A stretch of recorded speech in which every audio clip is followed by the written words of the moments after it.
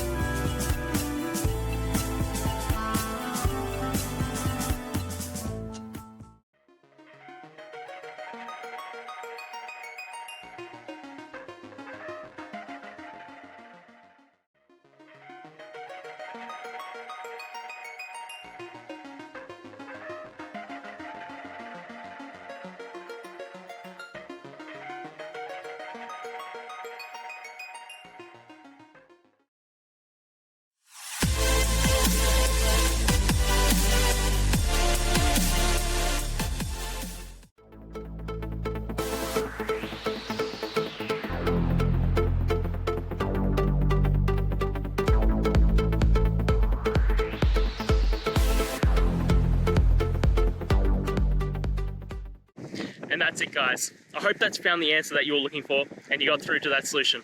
If you did, please hit the subscribe button. I'd really appreciate it. And until the next time you have a technical issue, I'll see ya. Have a good one.